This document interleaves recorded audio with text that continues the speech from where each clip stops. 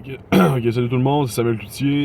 Je continue ma lecture. On était dans les chapitres de Jean. Fait que là, dans le fond, j'étais rendu à 8. Fait qu'on va lire Jean. Fait que ça commence comme suit. Jésus se rendit à la montagne des Oliviers. Mais dès le matin, il alla de nouveau dans le temple, et tout le peuple vint à lui. S'étant assis, il les enseignait. 3. Alors les scribes et les pharisiens amenèrent une femme surprise en adultère. 4. Et la plaçant au milieu du peuple, ils dirent à Jésus, Maître, cette femme a été surprise en flagrant délit d'adultère. 5. Moïse, dans la loi, nous a ordonné de lapider de telles femmes. Toi donc, que dis-tu? 6. Il disait cela pour l'éprouver, afin de pouvoir l'accuser. Mais Jésus, s'étant baissé, écrivait avec le doigt sur la terre. 7. Comme il continuait à l'interroger, il se releva et leur dit que celui de vous qui est sans péché et jette le premier la pierre contre elle. 8. Et s'étant de nouveau baissé, il écrivait sur la terre. 9. Quand ils entendirent cela, accusés par leur conscience, ils se retirent un à un, depuis les plus âgés jusqu'au dernier, et Jésus resta seul avec la femme qui était là au milieu. 10. Alors, s'étant relevé et ne voyant plus que la femme, Jésus lui dit, Femme, où sont ceux qui t'accusaient? Personne ne l'a-t-il condamné? Personne ne t'a-t-il condamné? Pour l'interrogation. 11. Elle répondit, Non, Seigneur. Et Jésus lui dit, Je ne te condamne pas non plus. Va et ne pêche plus. 12. Jésus leur parla de nouveau et dit, Je suis la lumière du monde. Celui qui me suit ne marchera pas dans les ténèbres, mais il aura la lumière de la vie. 13. Là-dessus, les pharisiens lui dirent, Tu rends témoignage de toi-même, ton témoignage n'est pas vrai. Donc les pharisiens, ils disaient que son témoignage n'était pas vrai. 14. Jésus leur répondit, Quoique je rende témoignage de moi-même, mon témoignage est vrai, car je sais d'où je suis venu et où je vais, mais vous ne savez d'où je viens ni où je vais. 15. Vous jugez selon la chair, mais vous jugez selon la chair, moi je ne juge personne. 16. Et si je juge, mon jugement est vrai, car je ne suis pas seul, mais le Père qui m'a envoyé est avec moi. 17. Il est écrit dans votre loi que le témoignage de deux hommes est vrai. 18. Je rends témoignage de moi-même et le Père qui m'a envoyé rend témoignage de moi. 19.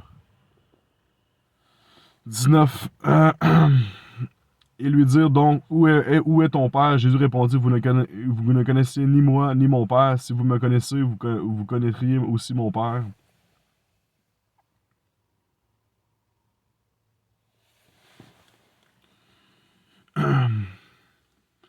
20.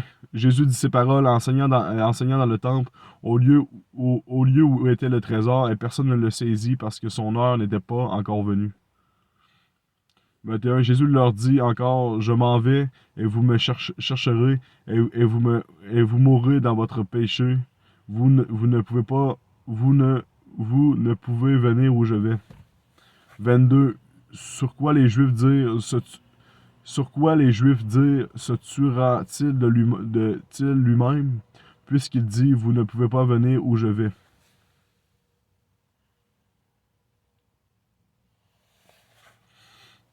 23. Et il leur dit, vous êtes d'en bas, moi je suis d'en haut. Vous êtes de ce monde, moi je ne suis pas de ce monde. 24. C'est pourquoi je vous ai dit que vous mourrez dans vos péchés, car si vous ne croyez pas ce que je suis, vous mourrez dans vos péchés. 25. Qui es-tu? Lui dirent-ils. Jésus leur répondit, Ce que je vous dis dès le commencement. 26. J'ai beaucoup de choses à dire. Attends, on répète le 25. Qui es-tu? Lui dirent-ils. Jésus leur répondit, Ce que je vous dis dès le commencement. Au commencement, ce que je vous ai dit, c'est ce que je suis. 26. J'ai beaucoup de choses à dire de vous et à juger en vous, mais celui qui m'a envoyé est vrai, et ce que j'ai entendu de lui, je le dis au monde. 27. Ils ne comprirent point qu'il leur parlait du Père.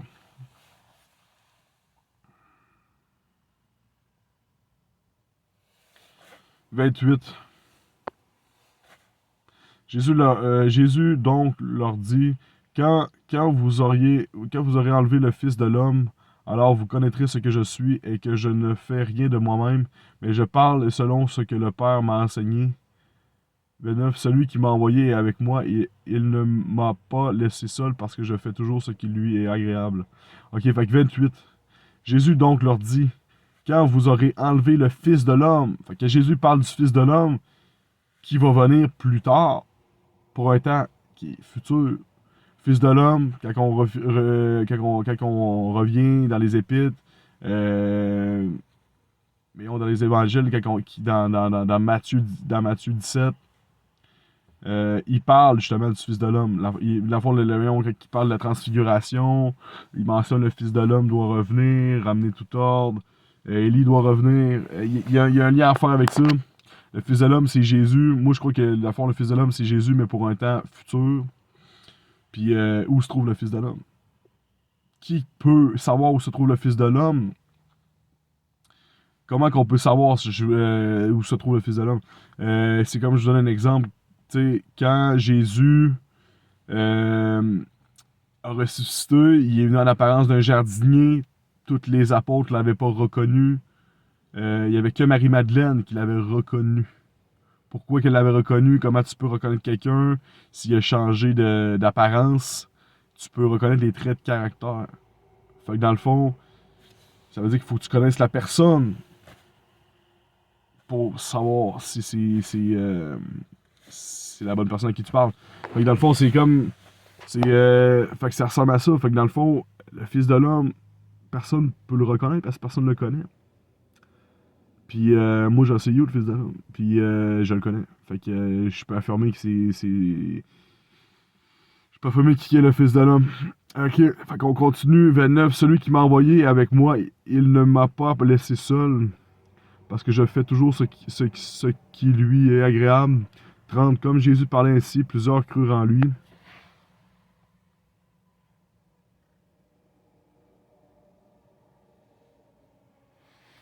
31. Et il dit aux Juifs qui avaient cru en lui, si vous demeurez dans ma parole, vous êtes vraiment mes disciples. 32. Vous connaîtrez la vérité vous affranchira. J'aime bien ce passage-là. 33. Ils lui répondirent, nous sommes la postérité d'Abraham et nous ne fûmes jamais esclaves de personne. Comment dis-tu, vous deviendrez libres? Point d'interrogation. 34. En vérité, je vous le dis, leur répliqua Jésus, quiconque se délivre au péché est esclave du péché. 35. 35. Or, l'esclave ne demeure pas toujours dans la maison, le Fils y demeure toujours.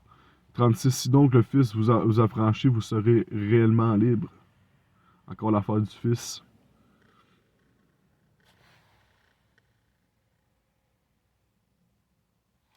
37. Je sais que vous êtes la postérité d'Abraham, mais vous cherchez à me faire mourir parce que ma parole ne pénètre pas en vous. 38. Je dis ce que j'ai vu chez mon père et vous faites ce que vous avez entendu de la part de votre père. 39. Ils lui répondirent, notre père c'est Abraham. Jésus leur dit, si vous étiez enfant d'Abraham, vous feriez les œuvres d'Abraham. 40. Mais maintenant, vous cherchez à me faire mourir, moi qui vous ai dit la vérité que j'ai entendue de Dieu. Cela, Abraham ne l'a point fait.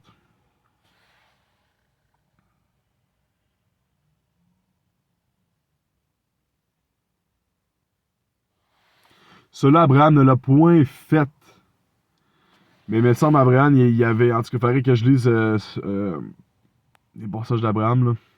Ok, on continue. 41, vous faites les œuvres de votre père et lui dire, nous ne sommes pas des enfants et légitimes. Nous avons un seul Père, Dieu. 42. Jésus leur dit, si Dieu était votre Père, vous m'aimeriez, car... Voyons.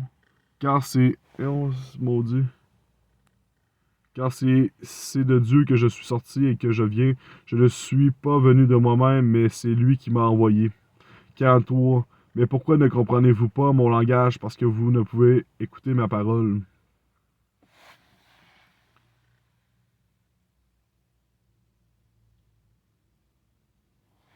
44. Vous avez pour père le diable, et vous voulez accomplir les désirs de votre père. Il a été meurtrier dès le commencement et il ne se tient pas dans la vérité, parce il n'y a pas de vérité en lui. Lorsqu'il profère le mensonge, il parle de son propre fond, car il est menteur et le père du mensonge. 45. Et moi, parce que je dis la vérité, vous ne me croyez pas. 46.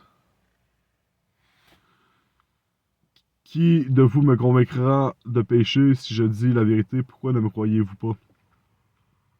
47. C'est lui qui est de Dieu. Celui qui est de Dieu écoute les paroles de Dieu. Vous n'écoutez pas parce que vous n'êtes pas de Dieu. 48. Les Juifs leur répondirent, n'avons-nous pas raison de dire que tu es un Samaritain et que tu es un démon? Jésus répliqua, je n'ai point de démon, mais j'honore mon Père et vous m'outragez. 50. Je ne cherche point ma gloire. Il en est un qui la cherche et qui juge. Je ne cherche point ma gloire. Il en est un qui l'a cherché et qui juge. 51. En vérité, je vous le dis, si quelqu'un garde ma parole, il le verra jamais. Il ne verra jamais la mort. Mais non, je comprends que ça. 52. Maintenant, lui dire des Juifs, nous connaissons que tu as un démon. Abraham est mort, les prophètes aussi. Et tu dis, si quelqu'un garde ma parole, il ne verra jamais la mort. 53. Es-tu plus grand que notre père Abraham qui est mort? Les prophètes aussi sont morts. Les prophètes aussi sont morts. Qui prétends-tu être? Jésus répondit, si je me glorifie moi-même, ma gloire n'est rien. Si mon Père qui me glorifie, lui que vous dites être votre Dieu. 55. Et que vous ne connaissez pas, pour moi je le connais, et je disais que je ne connais. Et si je disais que je ne le connais pas, je serais semblable à vous, un menteur, mais je le connais et je garde sa parole.